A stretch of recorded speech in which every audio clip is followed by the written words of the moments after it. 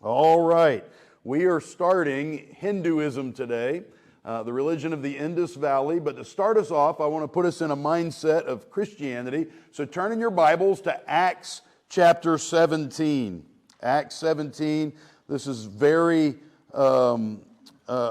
familiar passage of Scripture, but I want to read it. We'll start in verse number 16, and I'll read to the end, to 34. This could be read, by the way, as the prelude or the preamble to any of these discussions about religions, but today it is the introduction to Hinduism. So, starting in verse number 16, Acts chapter 17, God's Word says this. Now, while Paul was waiting for them at Athens, his spirit was being provoked within him as he was observing the city full of idols. So he was reasoning in the synagogue with the Jews and the God-fearing Gentiles, and in the marketplace every day with those who happened to be present. And also some of the Epicurean and Stoic philosophers were conversing with him. Some were saying, "What would this idle babbler wish to say?" Others, "He seems to be a proclaimer of strange deities," because he was preaching Jesus and the resurrection. And they took him and brought him to the Areopagus, saying, "May we know what this new teaching is which you are proclaiming? For you are bringing some strange things to our ears, so we want to know what these things mean." Now all the Athenians and the strangers visiting there used to spend their time in nothing other than telling or hearing something new. So Paul stood in the midst of the Areopagus and said, "Men of Athens, I observe that you are very religious in all respects. For while I was passing through and examining the objects of your worship, I also found an altar with this inscription, 'To an unknown God.' Therefore what you worship in ignorance, this I proclaim to you. The God who made the world and all the things in it, since he is Lord of heaven and earth, does not dwell in temples made with hands, nor is he served by human hands as though he needed anything, since he himself gives to all people life and breath and all things. And he made from one man every nation of mankind to live on all the face of the earth, having determined their appointed times and the boundaries of their habitation, that they would seek God, if perhaps they might grope for him and find him, though he is not far from each one of us. For in him we live and move and exist, as even some of your own poets have said, for we are also his children. Being then the children of God, we ought not to think that the divine nature is like gold or silver or stone, an image formed by the art and thought of man. Therefore, having overlooked the times of ignorance, God is now declaring to men that all people everywhere should repent, because he has fixed a day in which he will judge the world in righteousness through a man whom he has appointed, having furnished proof to all men by raising him from the dead. Now when they heard of the resurrection of the dead, some began to sneer, but others said, "We shall hear you again concerning this." So Paul went out of their midst. But some men joined him and believed, among whom also were Dionysius the Areopagite and a woman named Damaris and others with him. So we see that Paul was in a city, in a culture, if you will, that was filled up with idols and idolatry and gods, and so he brought the truth of the Lord Jesus and the eternal nature of who God is to bear in that area. So today we're going to talk about Hinduism. You'll understand why I selected that passage to read as we walk through it together. So for sure we're going to be in two different. This will be two sessions, today and next week. It may trickle into a third, depending on what I can get accomplished next week. But what I'll do is today we'll look at a lot of the background stuff of Hinduism. Next week, as the Lord allows, we will look at the real theology, if you could call it theology, philosophy of Hinduism, and we'll get into some of the more detailed things going on about it. So we'll just get started and see where we go from here. Hinduism, this is a quote from Jawaharlal Nehru, who was actually the first Prime Minister of India after it broke away from Britain in 1947, 1948. Hinduism as a faith is vague, amorphous, many-sided, all things to all men. It is hardly possible to define it, or indeed to say definitely whether it's a religion or not, in the usual sense of the word. In its present form, and even in the past, it embraces many beliefs and practices from the highest to the lowest, often opposed or contradicting each other. And so that Nehru was a Hindu. So he's saying this about his own experience within Hinduism. A fellow by the name of Gerald McDermott, who wrote about Hinduism in the book of World Religions, said there is no such thing as Hinduism. Instead of one religion called Hinduism, there are many religions in India, often contradictory and wildly conflicting in beliefs. That's the reason I've titled this chapter, Hinduisms, the world's oldest set of religions.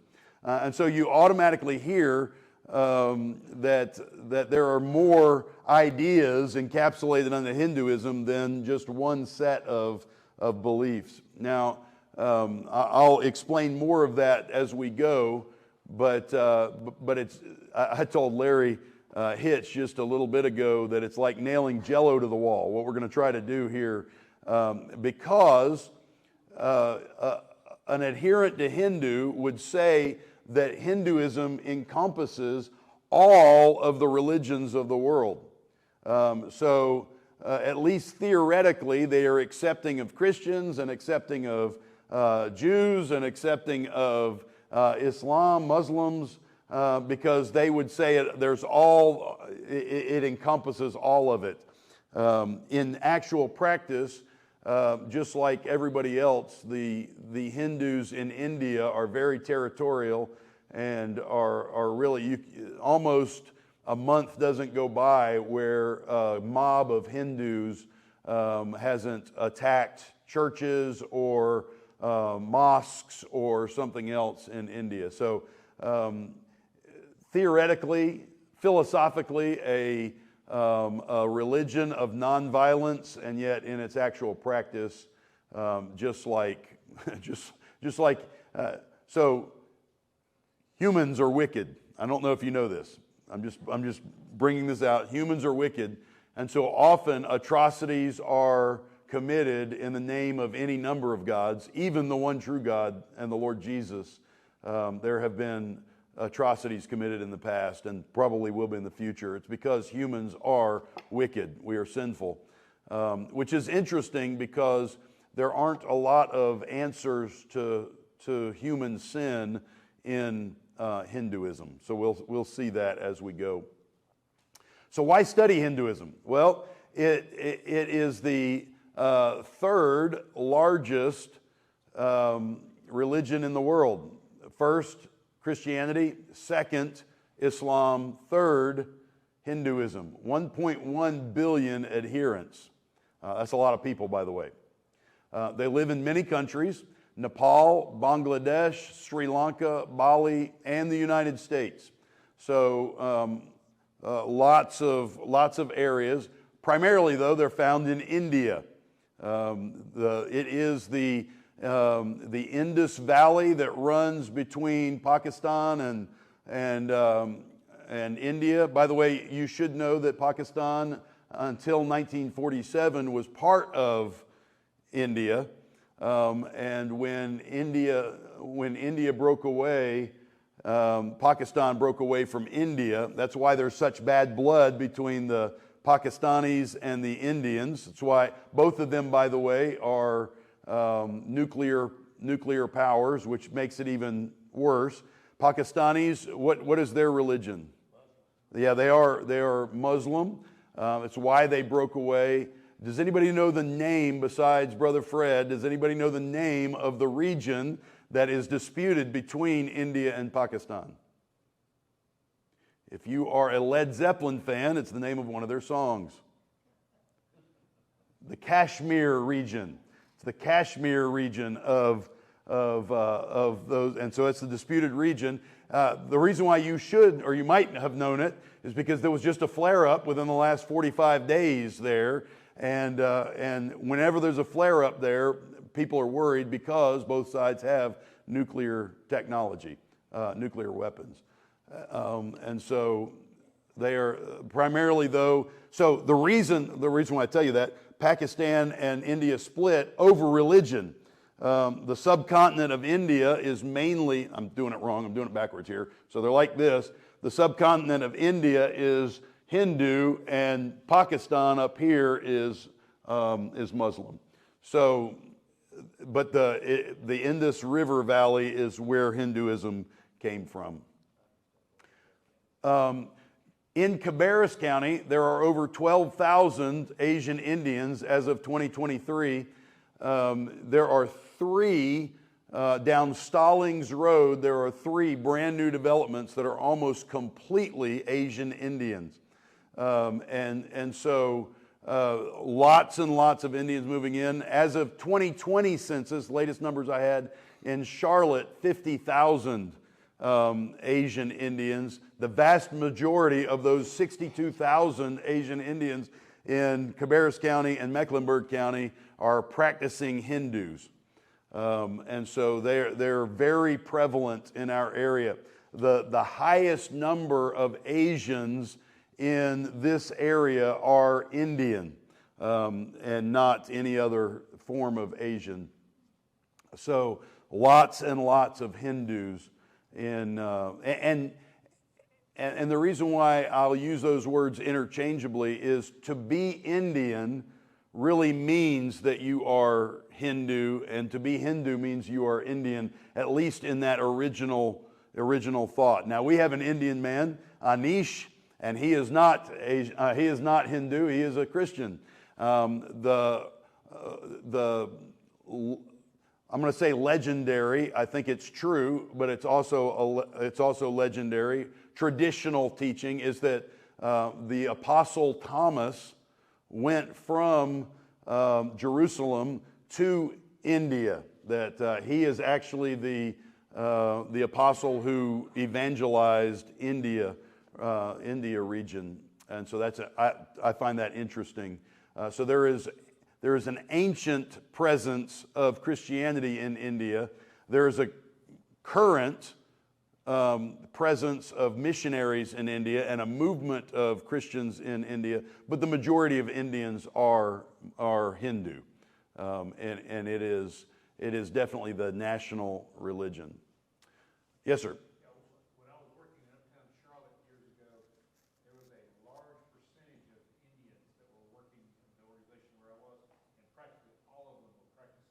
Yeah, that's correct. Yes, sir. Mountain Creek Presbyterian Church has a preschool that's 99% Indian. Oh, wow. And once or twice a year they come in and sing hymns or Christian Christmas songs. There's all these little Indians. Yeah. White people. Right. Yeah. He was talking about the Mallard Creek Presbyterian Church. Their preschool is predominantly Indian. That whole neighborhood. Yeah, the whole neighborhood. Yeah. Yeah. So. All right, let's keep going. Why study Hinduism? Hinduism has influenced our culture more than you imagine, even more than their numbers would supply. By the way, does anybody know any Indian political leaders in our nation? So, all right, Kash Patel, the FBI leader. Who else? So Ohio candidate for governor. How about the current, so Nikki Haley? Nikki Haley is Indian.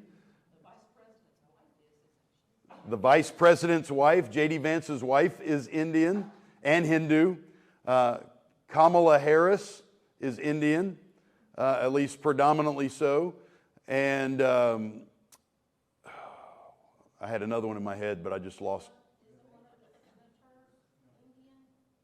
Yes, the one from Oregon or Washington is. Yeah. So anyway, I just want you to understand that this is not just some thing that's over there or some religion that's over there. It is gaining ground in the United States. So here is why our culture has been influenced. First, it started with the British colonization of India. From the 1700s, the East India Company had control of India, and then in the 1800s, 1857, I think, there was an uprising and a battle, and the British Crown took charge of India. And so for the next 90 years, the British Crown had a government in India, and in 1947, the British relinquished control and over to the Indian people again. The reason why we're influenced by that is because we, whether we like it or not, are close allies with Britain, and so we have been influenced in the same way with their colonization there of India. Our transcendentalist writers. So in the 1800s, there's a group of writers called transcendentalists. Emerson, not Lake and Palmer, but Emerson and Thoreau and Whitman, all writers of the transcendentalist movement. I had to read and study the transcendentalists when I was a freshman in college, and so I'm sure that many of you had to read them as well. But they're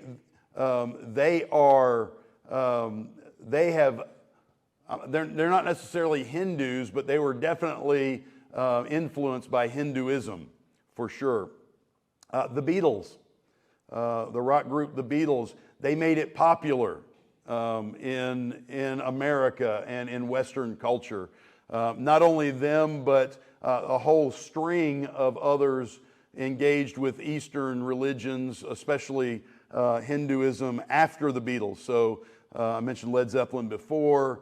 They have some influence. Lots and lots of the American rock bands that were out in the West. Hippie culture influenced also by Hinduism. The teaching of nonviolence, and especially the way that Gandhi portrayed it, was brought into the civil rights movement under Martin Luther King Jr. And others. In fact, one of the greatest rifts in the civil rights movement was between over this idea of whether it should be nonviolent or violent, with a division happening in that. And so nonviolent movement in America came from the Hindu teaching. Our New Age movement that has turned our culture and then the West upside down draws much of its tenets from Hinduism. It's really based on Hinduism. The idea of karma, we'll talk about it more next week, but the idea of karma is, you can hear Southern Baptist Southerners who don't know what they're talking about karma, and it comes directly, it is a doctrine of Hinduism, and it's really not divorced from Hinduism. It is a segment of that. The idea of many roads to the same God is a Hindu teaching, although now Americans have kind of claimed it as their own. The idea of, all paths leading in the same direction, but that's a Hindu teaching. It's not for sure not Christian, and in fact, it's the very antithesis of Christian doctrine, which is Jesus saying, "I am the way, the truth, and the life. No man comes to the Father except through me." So why study it? Because it is making a difference in the lives, if not of us, our children and our grandchildren. They are being taught this idea. Anybody remember a sitcom 25 or 30 years ago called Greg and Dharma? Y'all remember that? Dharma is a Hindu, it means religion in Hindu, or in Hindi. And so the idea, it's really coming full strength. One of my favorite sitcoms of the last 20 years is Big Bang Theory. But Raj introduces lots and lots of Hindu thought through his character, even though he would say he's a bad Hindu, mainly because he doesn't like Indian food. That's his thing. He doesn't like, so he's a bad Hindu. But lots of his girlfriends that are brought on are there to play out this teaching of Hinduism in the world. So Lots and lots of influence in our culture. I would say an outsized influence in our culture, considering the numbers of adherents that are actually here.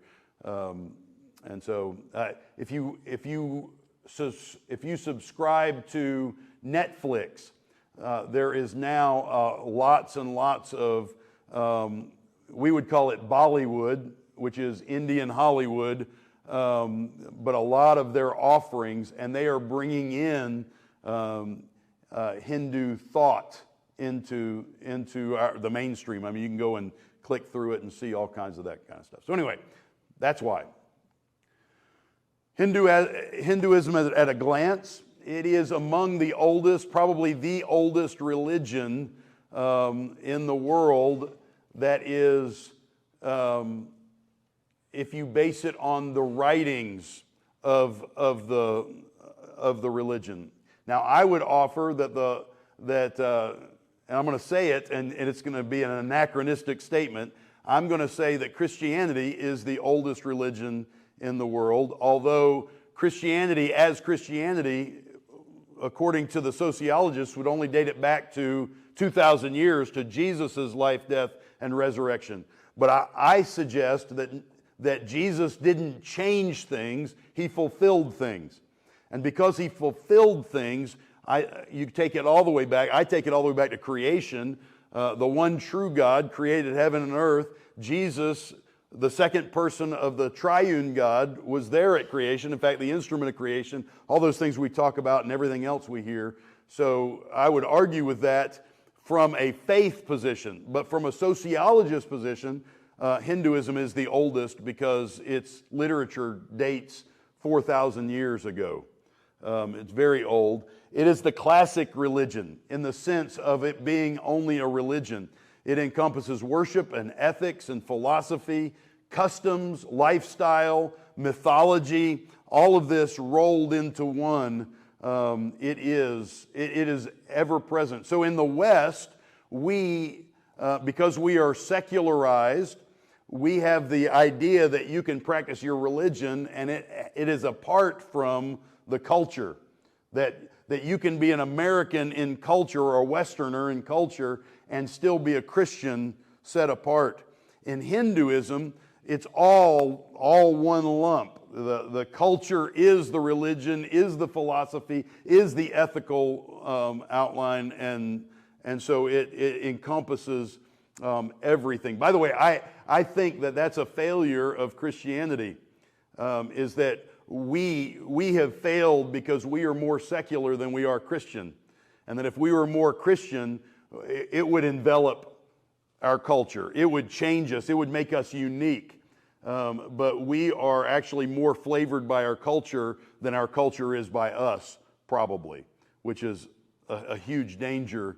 But I'm not talking about us. I'm talking about Hinduism. It is constantly evolving. So Hinduism, because of its nature, remember, even that guy Nehru said it's all things to all people. It's constantly evolving, and because of the philosophy that it has, it can absorb other religions without batting an eye. I mean, okay, come on, you're good. Which when we get there, I'll tell you the warnings as you witness to them. You should never tell a Hindu to be born again. Because they're like, cool, I have been. Because that's what they think. That's the way and you don't want to ever say, hey, you need to accept Jesus. They'll be like, okay, I've got all these other gods, I'll take him too. Right? So it's a complete change of mind that we have to call them to, not just present Christianity to them, because they're good with Christianity. They'll just absorb it into their teachings, Hinduism. So it's constantly evolving. And it's very fluid in that way. Yes, ma'am. If they accept that, how can they accept what the Bible says, that Jesus is the one way? I'll get to that. I'll get to that next week. It is because they believe that Jesus is simply an avatar of the one all-pervasive God, and that for Christianity is right. Or for Christians, Christianity is right. For Jews, Yahweh is right. That it's just their mindset on the way of things. It's not to them. It is not it's not narrow. It's broad. So the question is it polytheism or pantheism? Polytheism. What does polytheism mean? Many gods. That is, or more than one God. Multiple gods. Many gods. Does anybody know what pantheism means? Pantheism is God is everywhere. God is everywhere. In the sense that God is in this, God is in this, God is in this, God is in a rock, God is in a cow, God is everywhere. So, polytheism or pantheism. I'd like to read something to you. I don't normally do this, but I want to read this. It says it better than I can. So, Hinduism can fit well within the boundaries of any definition of religion, and it can also defy any normative definition of religion. It is both a monotheistic, that's one God, and a polytheistic religion, many gods. It is pantheistic, panentheistic, so that is, God is everywhere, God is in everything, panentheistic, animistic, that is, traditional religions are animistic, that there are spirits in everything. Cathenotheistic, which means that there's one God after another, after another, after another. And monistic, we are all part of God, right? So it's all of those things, which means it defies teaching. It allows other religions to borrow freely from its teachings, and it incorporates insights from other faith traditions with pride. While pantheism is the belief that all reality is essentially divine, panentheism entertains the idea that that everything is in God. While cathenotheism advocates the idea of one God at a time, signifying a rather utilitarian perspective of God coming to a person in a specific way depending on the person's need and circumstance. That kind of answers what you asked. Monism argues that ultimately there is only one reality, although people experience its diversity and multiplicity in real life. No one under the sun is excluded from Hinduism, even if some people and communities choose to exclude themselves from it. See, so while we would say, no, we're not Hindu, Hindus would say, yeah, you are, you just don't know it. All right? So just understand this challenge that is before us. Hinduism is a philosophy insofar as philosophy in its literal sense signifies love of wisdom. The dynamic equivalent for philosophy in Sanskrit is darshana, which means vision. That is the view of the nature of things that need not always entail scientific objectivity. For example, a devout Hindu may visit the temple for a darshan of the idol that is localized there. An idol is but one tool that enables a devout Hindu to come close to the divine and experience a glimpse of the ultimate that is way beyond human reach. Another Hindu may receive the same darshan by reading and meditating on the Vedas, the scriptures of Hinduism. Hinduism, therefore, is a view of life. Students of comparative religion consider Hinduism to be more a culture than a creed. All right, so that's what I'm going to teach you. I'm going to teach you this thing that can't be described. Yeah, here we go. So, in Hinduism, Brahman is the ultimate reality. If you were to say, who is your ultimate God to a Hindu, they would say Brahman, the ultimate reality. They also describe Brahman as that, as opposed to this, right? So this is our experience. That is otherworldly, outside creation, unapproachable, other, wholly other, right? So this. We'll talk about their view of God next week, but I just want to get you thinking this way. This ultimate reality is in everything, but at varying degrees. So that Brahman is in a rock, but it's hard to see because it's just a rock. You can see it better in a cow, but still not as much as you can see in a human. In a human, you can see Brahman, but not as much as you can see it in a sage, somebody who has gotten rid of everything and is very close to God consciousness. And so but Brahman is in everything, just manifested in different degrees. So the goal, I'll get you in just a second, Brett. The goal of the Hindu is to arrive at God consciousness. It's not salvation so much as to arrive at completely at one with this holy other God. Yes, sir. I just want to make a statement. I don't see how in the world they can believe that. That sounds confusing. Yeah, it's very confusing to our minds. Hopefully, I'll be able to walk you through and explain better as we go. So, let me just go ahead and say this. I hadn't planned to, but I'll just show it to you right now. So, in their mind, Brahman is the ultimate reality of God. So what they would say is that who we worship as God, Yahweh, is our viewpoint of God, the God that they worship. And so that's how they fold this stuff in and say it's a part of, because what they say is that all paths lead to this one God.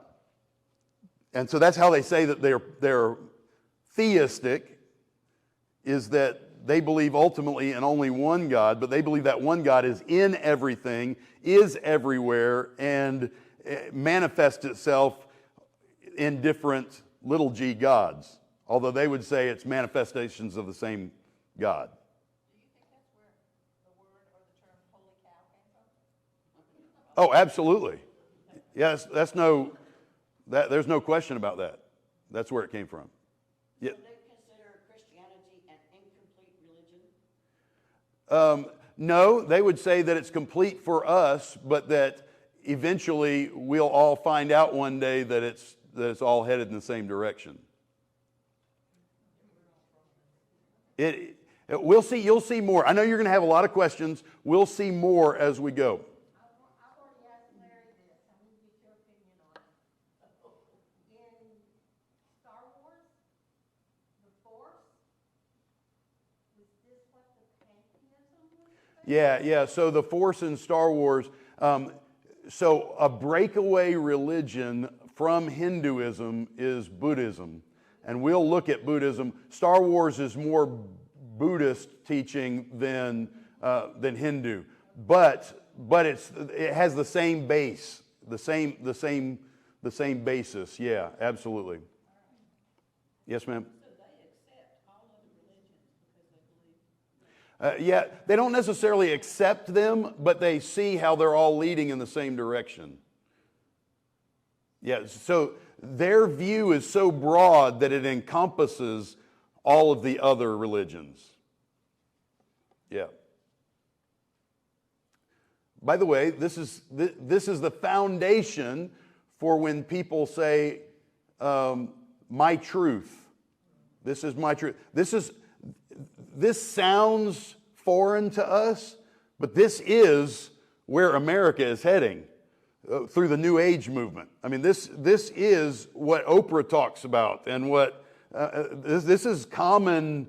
This is common in the media world and in other things. This is normal. You can believe what you want to believe. I'll believe what I want to believe. We'll all get there at the end. Right? That's this, and that's where it came from. All right. India is surrounded. This is the land of Hinduism. India is surrounded by 7 neighbors: Pakistan, China, Afghanistan, Bangladesh, Myanmar, Nepal, and Sri Lanka. China has never been much of a factor because there's a small thing called the Himalayas between the subcontinent and China. It's very, very difficult to cross over the Himalayas unless you're Batman. And then he did it with the little blue flower in his coat as he climbed the hills. But it's a barrier, and it's what has kept, it's what keeps the two apart. Oh, they have clashes, yeah, especially when they learn to launch things over them. But yeah, so there you go. So the mountains and the border countries with their different religious and political systems have served as a buffer for the subcontinent. So it is really isolated from Central Europe, which is all the stands, Iran, Iraq, all the stands down to Pakistan, and then around the other side are the Bangladesh, Myanmar, Nepal. Sri Lanka is the island that's off of India, so it's surrounded and isolated there. Yes, sir. For those of us our age, it was Ceylon. Yes, Ceylon. That's right, Ceylon, and Myanmar for your age was Burma. Burma. Yeah, that's right. So there you have it. I just want you to understand where this thing took place. Hindi is the national language of India. The subcontinent has approximately 15 other languages among its peoples. So it is not a monolithic people in the sense that they all speak the same language, that they all write the same way, that they all look alike, all of those things. The Hindu scriptures were originally written in Sanskrit. This was mainly the language of the elites. Sanskrit is an Indo-Aryan, don't think the Aryan Brotherhood, that's a different word. Aryan is the English word for the Indian people. So the Indo-Aryan languages. Today, much of the northernmost states of India speak languages in the Indo-European class. This is just for social studies. You don't need to necessarily know this for religion. The southern states of India continue using the Dravidian language. The Dravidian language is that really scroll-like language that you see occasionally on TV and stuff, where it's real flowery looking. They use that. That is probably comes from Persia. Persia invaded India in 1500 BC. So the sacred writings of Hinduism, there are two classes of these. One are called the Shruti, what is heard. Shruti means what is heard. It is the primary authority. These are the four Vedas, Rig Veda, Atharva Veda, Sama Veda, and Yajur Veda. And then also the Upanishads. That's probably what you've heard. They're also called the Vedantas. This is the philosophical writings of... anybody heard that word Upanishads? No? No. Okay, sorry. You have never heard that word. Anybody ever heard the word Vedantas? Anybody ever take world civilizations and you learned about... Y'all didn't take that. You didn't take that in college? I had to take World Civ in college, 1 and 2, and so it focused on the major civilizations. So we're talking about Egypt, India, Mesopotamia, China. Those are the four large, and then it goes into the Western ones, Greece, Rome, and that way. So I guess I have a different kind of education. I'm younger than almost everybody in here, and so that may be the difference. Even Jill. Jill's only a couple of years older than I am, but probably they changed it in the 80s. Oh, you're an engineer? Yeah. Well, yeah, I know, but you still had to take something, right? No. Oh, okay. All right. Well, all right. Cool. So there we go. So. You just did Western Civ? Is that what I heard you say? Yeah. So we had World Civ and then Western Civ We did the two. And of course, most of my stuff is in Western Civ. I was a history major, and so there you go. That's why I did a lot of this stuff, I guess. And then the second class is, I don't even know how to pronounce this, Smriti, which is what is remembered. And they are of secondary importance. This is the Darshanas, the Tantras, the Puranas, and the epics. You probably have heard at least the name Bhagavad Gita, maybe, as an epic. No, you never heard that? The Song of God. Don't even worry about that. Just know that these are the things which form the basis of their scriptures. I'll cover more of that next week. Don't even worry about that. We'll just keep going. We've been sheltered. All right, we've been sheltered. We're just going to skip through all that. All right, let me read this. Miss Gale asked me about the origins of the world. So Islam believes that it was created by Allah.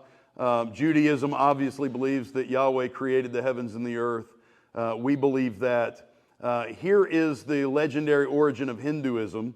The first king of India was Manu Svayambhu, which means the self-born Manu. Manu was born directly of the god Brahma, or Brahman, and was a hermaphrodite. That is, he had female and male parts. From the female half of his body, he bore 2 sons and 3 daughters, from whom descended a series of Manus. But the 10th Manu was the most famous of them all. It was when he ruled over the earth that the great flood occurred, when everything was submerged and only Manu survived. The human race began from Manu and his family. All right? That should sound familiar. In fact, almost every culture, every civilization has a flood narrative. It's interesting that a lot of people say the flood never occurred, and yet it is in every ancient culture is a record of the flood and of the civilization coming from the one who survived the flood. So just keep that in the back of mind. Obviously, this is legendary. No hermaphrodite had kids like this, but it reveals something about Hinduism, and that is that there is a not fixation. I don't mean it that strong. That sounds negative.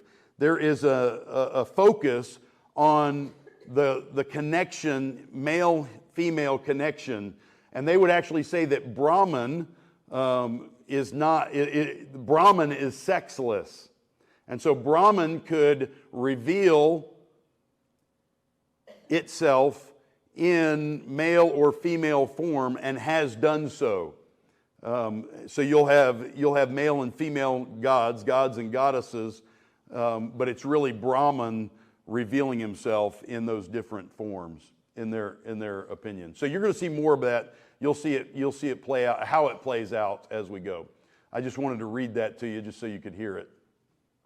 There are some cultural givens and by givens, all right, Miss Math Lady, tell me what a given is in geometry.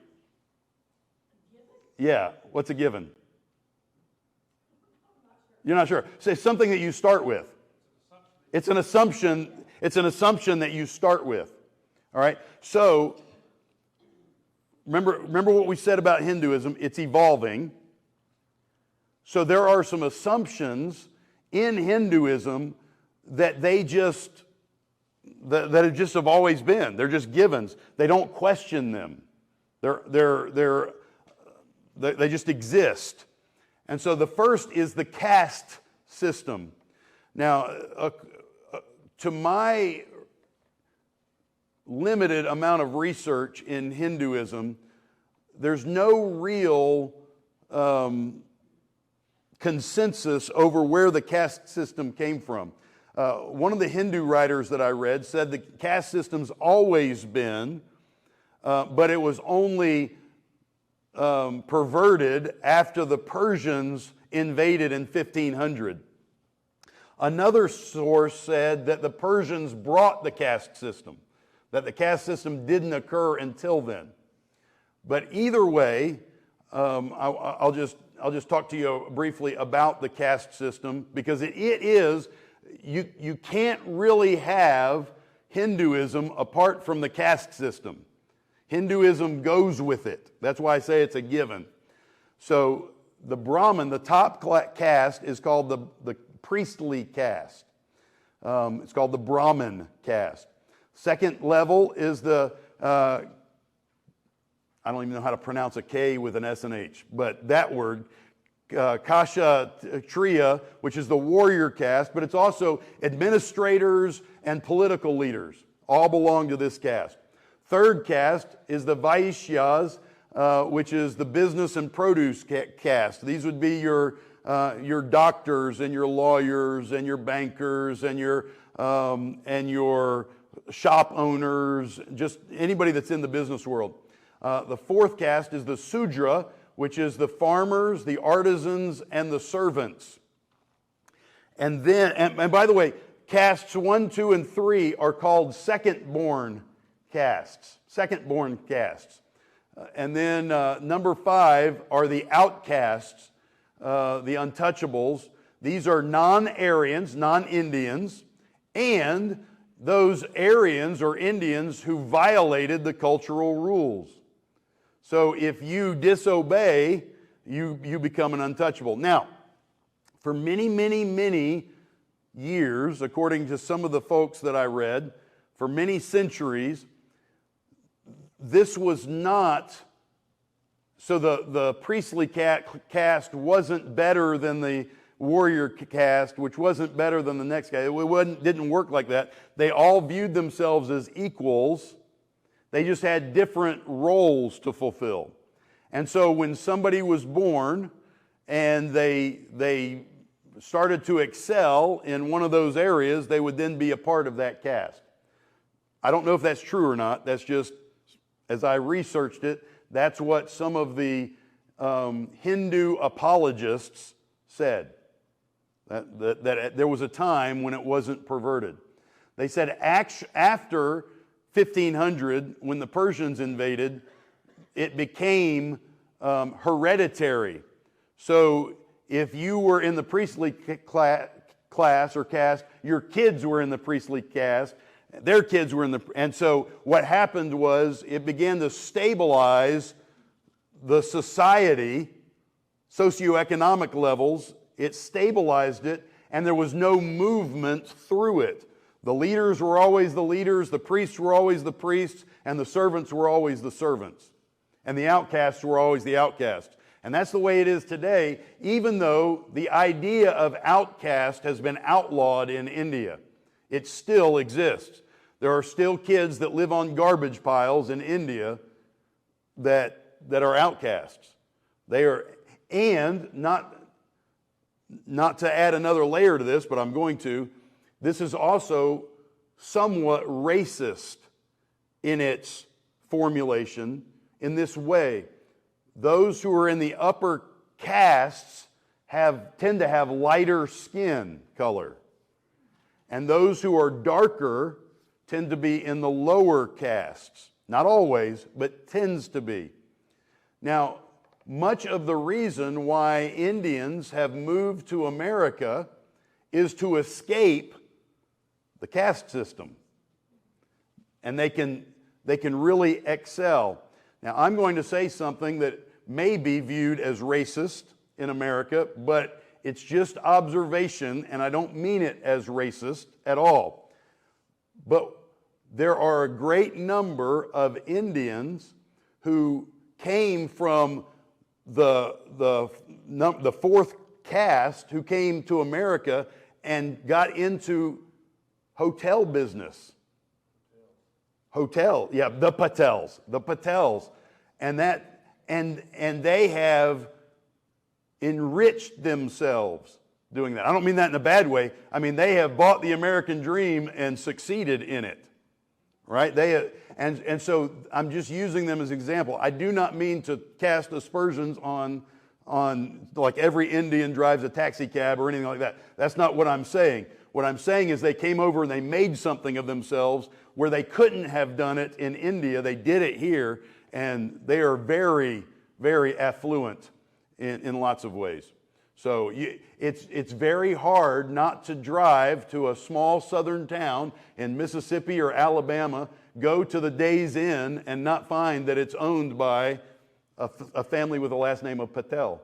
It's very common, and it's because they had the freedom to do it and excel here in America. So just an idea of what's going on. So all of this, the concept of the caste system, and we'll get into reincarnation later, but when you live out your life, if your karma has been good, you will be reborn into a higher caste. And you'll move up this ladder over lifetimes. Not over your lifetime, but over lifetimes. That's the teaching. I'm going to get to all that next time. Reincarnation next time, their theology next time, all of that stuff next time. So the second given is what's called the Gotra system. Long, long ago, the Indians were nomads. And when they were nomads, they kept cattle. Part of their holy cows, part of their idea of cows being sacred is that they were the source of everything that they had. And so in Hebrew culture, the sheep was that sacred animal. In theirs, it was the cow. Gotra is a pen or a shelter for cattle. In bad weather, they would share a gotra among families, and they would put all their cattle into it. Well, what happens when a bunch of cattle get together? Some of them, they have babies. They stink. Yeah, that's one thing. They stink. But they also have babies. They also fight, and they also intermix in the sense that you put a bunch of cows in a pen, and they're not going to stay segregated, my cows and your cows. They get all together. And so supervisors emerged who settled the disputes among families over whose cow was who. They become called Gotra Patri, lords of the Gotra, because they became exalted leaders, both spiritually. They were fixing things, and they had authority in the culture. And so these Gotra, each family became known by these supervisors, their Gotra. And that exists even to today. They know who their ancestral Gotra is. And so long ago, to prevent inbreeding, and I don't mean that in a bad way, I don't know what other word to use, and that's the word that the researcher that I got it from used. And so to make sure that nobody was marrying their brother or their sister or their cousin, they married outside their Gotra. And so the wife would come in and become a part of the husband's Gotra, and that's how they knew each other, based on this idea of Gotra. And so even today, when we talk about arranged marriages, they are arranging them outside their Gotra to another Gotra, and they still practice arranged marriages in India. They intermarry different Gotra, but same caste. Different Gotra, same caste. There are some nowadays, because that's modernized in a while, there are cross-caste marriages more now than they ever have been, but it's still not a high number. It's not like America where you fall in love and you get married to whoever you want. It doesn't work that way. Yes, sir. I had a student assistant one time from India, just as American as he could be, but his family was arranging a marriage for him. Yeah. So Brother Fred said he had a student assistant that was, to quote him, as American as all of us, but he was Indian, and his parents were arranging a marriage for him.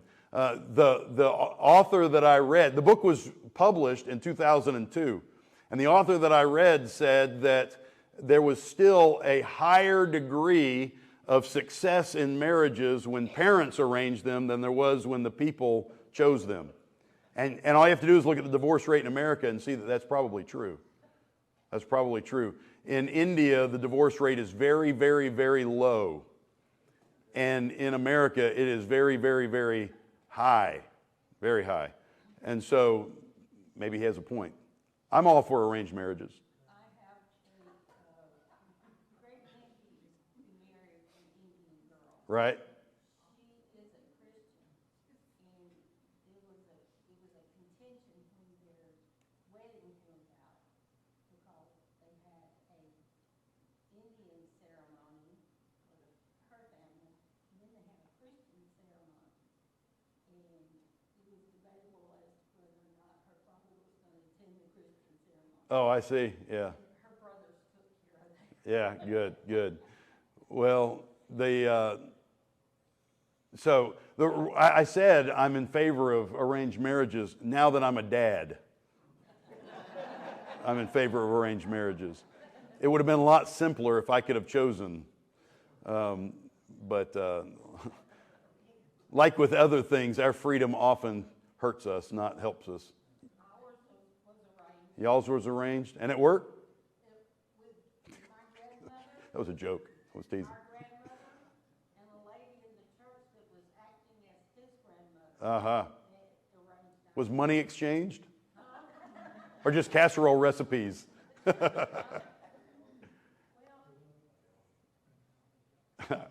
She's thinking, maybe I hit a nerve. I want to ask any more questions. It's not arranged in the sense that you're talking about arranged. Yeah, right.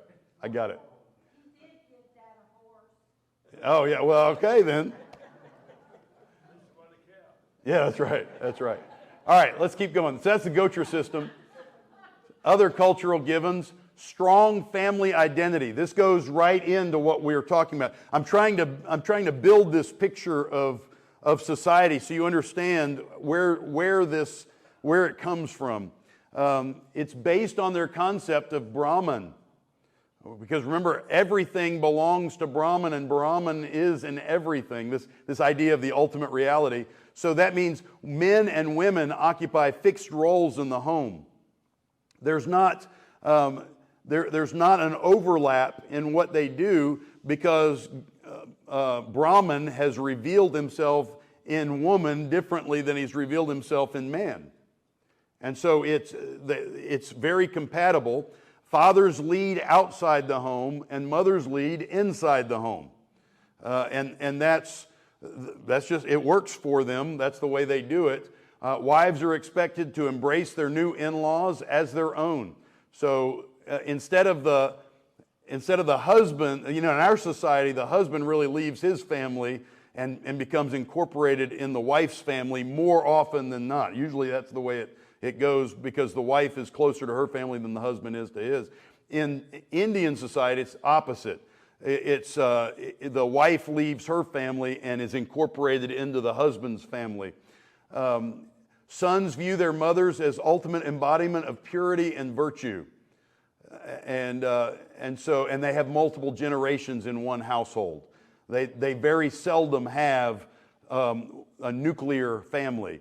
They have the extended family all together in one home, and that's just the way it goes.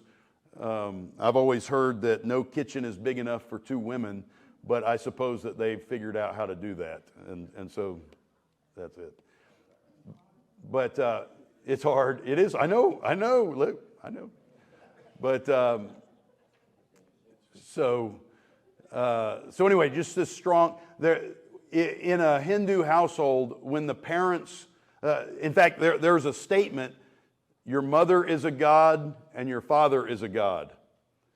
And so when mother or father walk in the room, even adult children are expected to stand and do not sit until they're excused from standing. It's a very formal acknowledgement of honor in that family.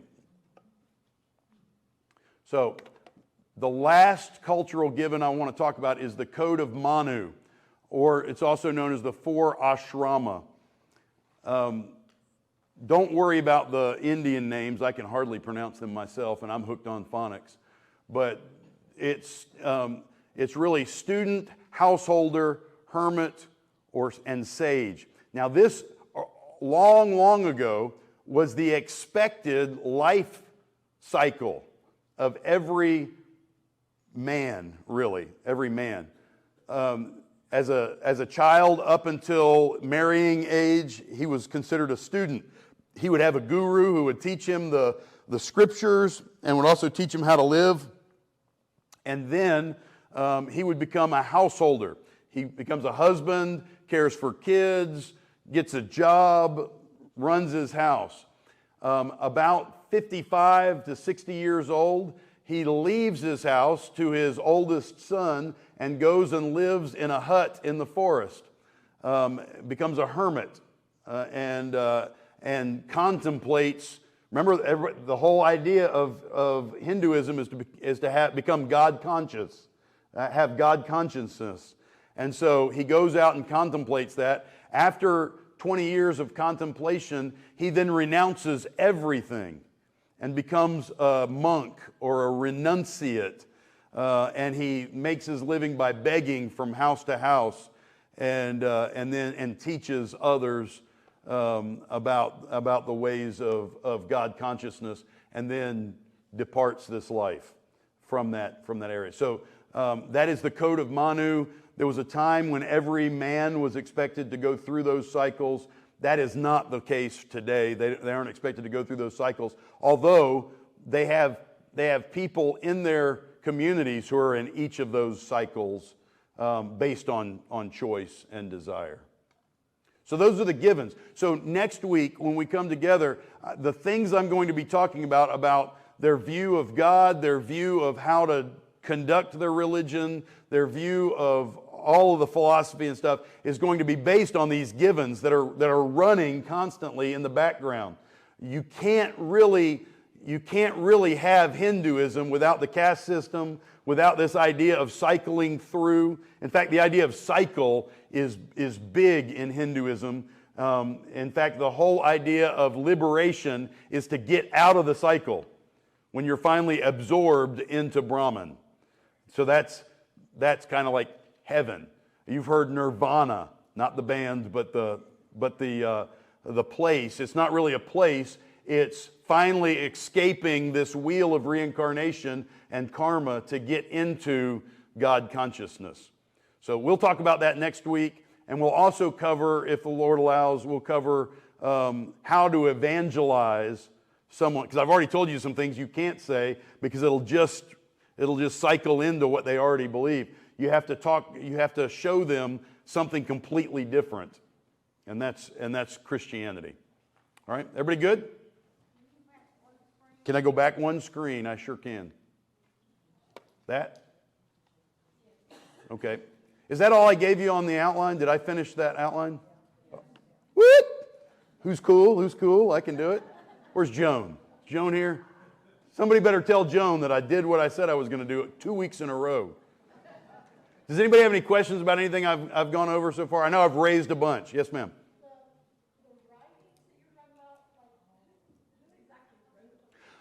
Yeah, so sages, just gurus, people who got really, really God conscious, passed them down orally, and then Manu actually sat down and wrote some of them, and then others wrote other things, and so that's how it got collected. There are a lot. These writings, these are series of writings in each one of them. There are multiple writings in each one of these. And you could actually go and look them up, and there's lots and lots of, they have lots of philosophy, I guess. Some of these are dialogues and other things. It's pretty interesting. If you go back to the caste system, the untouchables, if they incorporate basically everything, how can you be an untouchable? You're an untouchable if you are not Indian. So let me say this. Hinduism says all paths lead to the one God consciousness, Brahman. But they say that Christians need to follow Christ, and Jews need to follow Yahweh, and so on and so forth. They would still get to the end. So none of us really can practice Hinduism. Like, you can't become a Hindu. You can adopt to the Hindu philosophies, but if you were to go to India and become a Hindu, you would be an outcast. And so the only way that you would level up, if you want to use that word, the only way you level up is to die and be born an Indian. And so that's how, ultimately, Hinduism is only for Indians, Hindus. And if you were to move to India, you would be in the I mean, obviously we wouldn't be in the outcast, but if we started, because we'd be tourists. But if we started living there and tried to practice, we would be considered outcast, untouchable. How are the missionaries accepted? They are mostly there as teachers and as business people. They have to go in with on a different platform. They go in as farmers to help with agriculture stuff, and they share Christ, but they are not part of this. They are not part of this system. Yeah, they are external to the system. Yeah, no, they would only be considered untouchables if they try to become part of the system. This is centuries old. We think Western. I'm just telling you, every one of us thinks you can't divorce the way you think from who you are. It is our worldview. And we really have been saturated with this idea that anybody can do anything that they want at any time. That is the Western mindset. You can become president. How many of you were told that when you were a kid? I mean, I was. You can become president. This is America. You can become president. Well, by the way, you can only become president if you are born in America, right? So but still, that's something we were all taught. That's not the way of the world. The world does not see things the way we see things. And so you have to set that aside and understand that if you are born into the Hindu culture, you can't escape the Hindu culture. There's no way out. That's what you are. Even if you try, they're going to say you are just a bad Hindu and you're going to become an untouchable. Well, once they come here, are they still considered Hindus? Yes. Yes. They just can't be touched. They can't, the caste system can't affect them here, but if they were to go back to India, yes. And their families still view them as that. Yeah, there's no escaping. You'll see next week that there's no escaping. This is a closed system that because of their belief in reincarnation, everybody thinks reincarnation is cool. Everybody that's not Christian thinks reincarnation is cool. It is not cool. It is what you are hoping to escape. It is almost like a curse.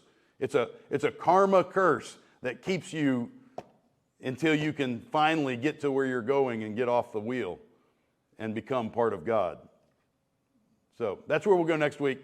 I'll answer more. I know this is I know this is completely foreign to your thinking. You've never been confronted by some of this, but I want you to understand that this is infiltrating American culture.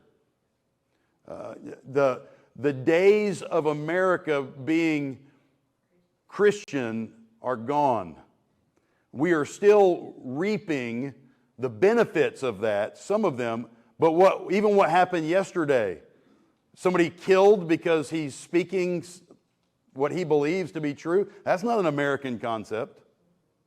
That's not American. But the reason why America has the freedom concepts that they have is because it was it came from Christianity. Christianity is the only real worldview that says we have freedom, and it's because we have been endowed by our Creator certain unalienable rights. Well, that's a Christian concept. That's not a secular concept, and it's not a foreign religious concept. Yeah, and it's going to be gone if we continue down this path. Those freedoms that we say are inalienable will no longer be inalienable because we no longer believe in a creator who bestowed them. By the way, there was I can't remember who it was, but, Kane, that's who it was. The Senator Kane from Virginia, that's absolutely who it was, said that the government gives us our rights, not the creator. And that is completely foreign to the Constitution and to the mindset that brought the Constitution about. But we live in a society, in a culture that is forgetting that culture that brought the Constitution about. And so that's why we're in the mess we're in. That's why people get assassinated for saying things they ought not to say, or not that they ought not to say, but saying whatever's on their mind. I remember when I was growing up, this is what was, and I'm sorry, I don't mean this, but this is the most extreme thing that I was taught when I was a kid, and I'm sure you taught it. My granddaddy said, the KKK are wicked and evil, but they have every right to say what they're saying because of the freedom of speech and that mindset that came about from the Constitution. No longer do we say those kinds of things. No longer do we support that kind of free speech. And I'm talking about not us. I'm talking about as a culture, that's not acceptable. And so that's why Charlie Kirk was killed yesterday, was because he said things that certain extremists didn't think he had the right to say, and they were going to shut him up. And they did. Do you know what he said? Well, I know the bulk of his teaching. I mean, this was planned. This was not a reaction to something he said on the spot. This was the general body of knowledge. He was a Christian. He shares the gospel regularly, and he is a conservative in the truest sense, in the sense that says, because there's one true God, we owe that God our allegiance, and we ought to live according to those rules. Very pro-life.